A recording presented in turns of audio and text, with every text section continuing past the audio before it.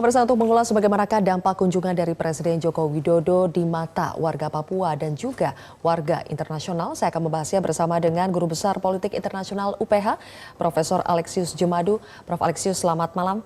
Selamat malam. Prof, Kabupaten Pegunungan Arfak, Provinsi Papua Barat menjadi daerah pertama yang dikunjungi Presiden Jokowi pada periode keduanya. Sebuah daerah yang belum pernah didatangi oleh presiden-presiden Indonesia sebelumnya.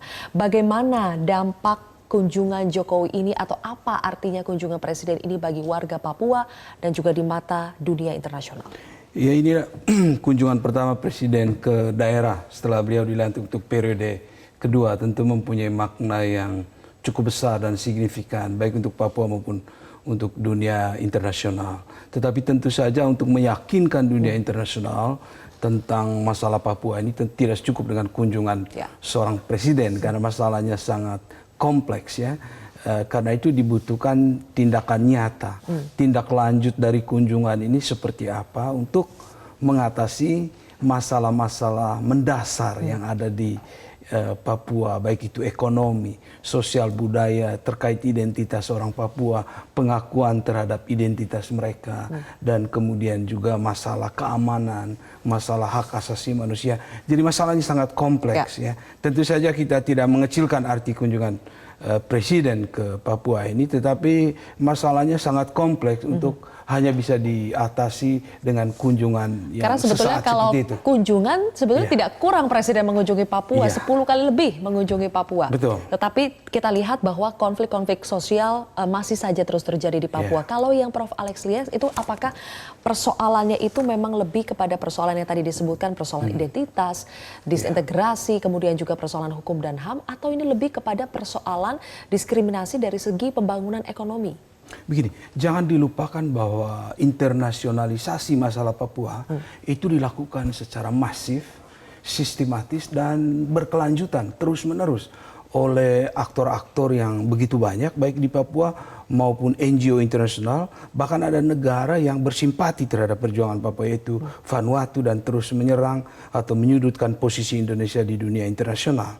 Karena itu apa yang dilakukan oleh pemerintah Indonesia itu tidak hanya menyangkut presiden, tapi juga jajaran bawahannya di pusat maupun daerah itu harus satu suara. Dan tindakan mereka itu harus terkoordinir supaya tidak mudah diserang oleh jejaring internasional yang menyudutkan diplomasi Indonesia di dunia internasional. Apakah itu maksudnya selama ini sepertinya hanya presiden saja yang menunjukkan kepeduliannya, tapi belum diikuti oleh jajaran di bawahnya termasuk pemerintah daerah di Papua sendiri misalnya? Iya, tampaknya kalau kita lihat kritik-kritik yang disampaikan oleh dunia internasional, oleh NGO, oleh pegiat HAM, tampaknya seperti itu. Karena itu mungkin pada periode kedua ini Presiden Jokowi berkepentingan untuk meyakinkan dunia internasional bahwa dia kontrol, he is in control dari semua situasi, baik itu pembangunan ekonominya, keamanannya, keadilan sosial, dan semuanya itu di bawah kontrol seorang presiden.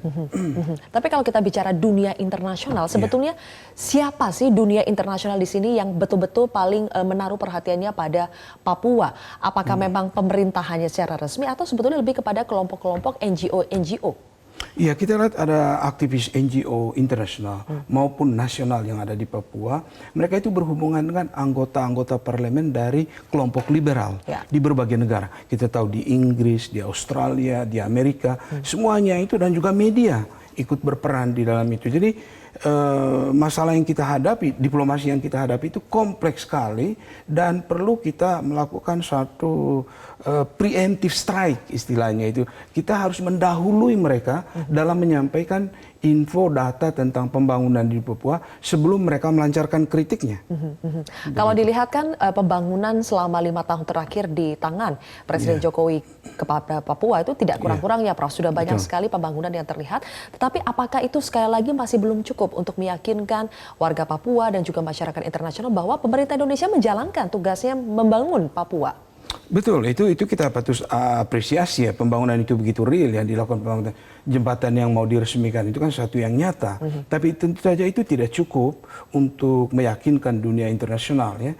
Tapi bagaimana koordinasi dengan aparat keamanan terkait tindakan mereka di lapangan ya, di dalam menghadapi para demonstran atau unjuk rasa, apakah itu terukur atau ada penggunaan kekuatan yang eksesif ya, yang melebihi proporsi yang sebenarnya. Nah, hal-hal seperti itu menjadi perhatian dari dunia internasional soal hak asasi manusia. Jadi ya, dari segala yang sisi ini dilihat, dari segala sisi dikritisi, dilihat. Karena ini kan masalahnya kompleks sekali dan menyangkut koordinasi untuk begitu banyak pemain di lapangan yang kadang-kadang memang di luar kontrol seorang presiden untuk mengkoordinasikan semua itu. Oke, Anda menekankan juga termasuk pada aparat keamanan ya, karena mereka adalah simbol negara. Ketika mereka melakukan sesuatu yang cenderung represif, ini akan dipotret oleh dunia. Akan dipotret oleh dunia internasional. Karena itu para diplomat kita di luar negeri harus diberikan data yang real tentang apa yang terjadi di lapangan. Sebelum mereka melancarkan kritik, ya diplomat kita sudah duluan memberikan informasi.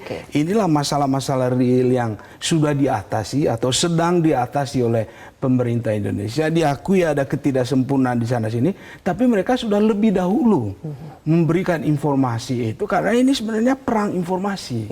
Bukan hanya perjuangan di lapangan tentang kekerasan itu, tapi juga memperebutkan the battle in the mind ya, dari mereka-mereka yang memang secara intensional ingin menyudutkan pemerintah Indonesia. Itu harus kita sadari. Apakah ada persoalan di komunikasi publik kita sehingga dunia internasional itu masih melihat bahwa kita masih diskriminasi terhadap pembangunan di Papua? Ya, ada kesan seperti itu. Karena itu untuk periode yang kedua ini harus diupayakan koordinasi lagi yang lebih diawasi secara ketat dan dimonitor ya, supaya tidak terjadi penyalahgunaan informasi yang dilakukan oleh pihak-pihak yang ingin menyudutkan pemerintah. Mereka akan memanfaatkan ya suara-suara yang berbeda dari pemerintah pusat, pemerintah daerah, aparat keamanan, aparat yang pembangunan sosial ekonomi. Itu kalau terjadi bertentangan dimanfaatkan oleh NGO internasional itu untuk menyudutkan pemerintah Tapi paling Indonesia. tidak dari kunjungan Presiden Jokowi ini, apakah bisa mengirimkan pesan bahwa Papua sekarang sudah lebih kondusif, sudah lebih aman, dan negara hadir di situ karena presidennya hadir di situ? Ya, untuk sementara kita bisa melihat seperti itu, tapi dalam jangka panjang diperlukan tindakan-tindakan yang lebih konkret. Butuh dosis yang lebih tinggi ya? Dosis yang lebih tinggi dan dimonitor perkembangannya sudah sejauh mana, dan juga jangan lupa harus melibatkan civil society Papua itu sendiri untuk berbicara tentang itu. Jadi jangan pemerintah terus yang memberikan informasi, karena kalau pemerintah berinformasi bisa saja tidak dipercaya. Tapi kalau civil society Papua yang diberikan kepercayaan untuk itu, misalnya rohaniwan, NGO Papua, mereka juga harus berbicara keluar. Iya, berbicara mungkin akan lebih kredibel dibandingkan suara pemerintah. Baik, oke, Prof. Alex, nanti kita akan lanjutkan lagi. Masih ada satu segmen, pemirsa. Kami akan kembali usai jeda berikut ini. Pemirsa, kami masih kembali akan mengulas mengenai kunjungan Presiden Jokowi ke Papua dan juga Papua Barat. Masih bersama dengan Guru Besar Politik Internasional UPH, Prof. Alexius Jemadu. Prof, tadi Anda sudah menyebut misalnya ada NGO atau kelompok-kelompok di luar sana yang terus memperhatikan isu Papua dan tidak jarang menggorengnya. Polri menyebut bahwa ada kelompok-kelompok di dalam dan di luar negeri yang berupaya untuk memprovokasi, memperkeruh situasi keamanan di Papua. Nah, bagaimana upaya yang tepat untuk menghalau upaya dari mereka ini, dan bagaimana caranya supaya warga Papua itu tidak cepat terprovokasi? Betul, itu yang patut diperhatikan. Saya pikir, menurut saya, yang pertama yang harus dilakukan pemerintah itu menghindari terjadinya eskalasi kekerasan. Karena kalau kekerasan terjadi, entah itu sah karena penegakan hukum atau tidak sah, itu menjadi amunisi bagi para pengkritik Indonesia di luar negeri untuk membawanya ke sebagai isu internasional. Karena itu bagi kita kekerasan bukan solusi. Ya. Kita harus hindari dan cegah jangan sampai itu terjadi. Karena di dalam kekerasan itu biasanya yang dibela adalah kaum yang lemah, yang tidak bersenjata. Jarang sekali orang bersimpati kepada aparat yang bersenjata. Tidak pernah seperti itu. Yang selalu orang selalu merasa iba kepada korban sipil Nah karena itu solusi bukan masalah bagi Indonesia. Jadi, Kekerasan bukan solusi Presiden ya. Jokowi harus betul-betul ingatkan ini kepada aparat keamanan kita Ya. bahwa meskipun mereka punya senjata untuk mengatasi itu, jangan sampai itu dijadikan andalan untuk menyelesaikan masalah Papua ini. Tapi kita lihat di kasus kerusuhan yang terjadi di Papua, apakah itu karena insiden yang ada di Jawa Timur dan juga yang terjadi di Wamena, itu ada kelompok masyarakat yang memang membuat kerusuhan, jelas nyata melakukan kerusuhan, kemudian merusak sejumlah fasilitas dan juga merugikan kepentingan masyarakat yang lain. Yeah. Dan kalaupun akhirnya petugas keamanan memberikan tindakan, itu masih tentu saja masih dalam koridor yang wajar untuk dilakukan kan, Prof. Ya, Tapi kalau itu menjadi perhatian betul. dunia, Jadi tindakan penegakan hukum itu tentu hak negara untuk melakukannya dan memang negara harus melakukannya. Tapi saya pikir aparat keamanan juga bisa mendeteksi titik-titik yang potensi kerusuhan itu ada di mana, dan mereka mempunyai sistem peringatan dini semestinya di daerah konflik seperti ini ya. Potensi-potensi konflik itu ada di mana, siapa saja pelakunya, mestinya kan mereka tahu. Dan karena itu bisa dicegah sebetulnya eskalasi konflik itu. Dan biasanya Indonesia yang dirugikan kalau terjadi eskalasi konflik. Kalau kita menjadi sasaran kritik dunia internasional, di PBB juga kita dikritik, sangat menyudutkan diplomasi Indonesia jadinya. Karena itu kita harus mencegah kekerasan itu supaya jangan sampai terjadi. Dan juga jangan sampai kita menganggap orang Papua itu bukan bagian dari NKRI. Identitas mereka sebagai orang Papua bagian dari NKRI harus diakui, bukan oleh Presiden Jokowi, tapi juga bawahannya sampai ke daerah itu harus mengakui mereka bagian dari NKRI. Oleh karena itu Presiden ini harus bisa memonitor jajaran di bawahnya ya, supaya bisa satu visi dengan Presiden soal mereka Papua. bagian dari NKRI. Oke, Prof, tadi Anda menyebut soal posisi Indonesia di PBB misalnya. Betul. Seberapa strategis posisi Indonesia sebagai anggota Dewan HAM tidak tetap PBB ya, untuk meyakinkan dunia internasional bahwa ya Papua adalah bagian dari NKRI dan pemerintah menjaga itu? Betul. Terpilihnya Indonesia menjadi anggota Dewan HAM PBB itu bisa dilihat dari dua perspektif ya. Yang pertama bisa dilihat sebagai hal yang positif, tanda adanya kepercayaan kepada Indonesia untuk duduk di badan seperti itu, dan itu adalah sesuatu yang perlu kita apresiasi untuk diplomat RI membela kepentingan NKRI.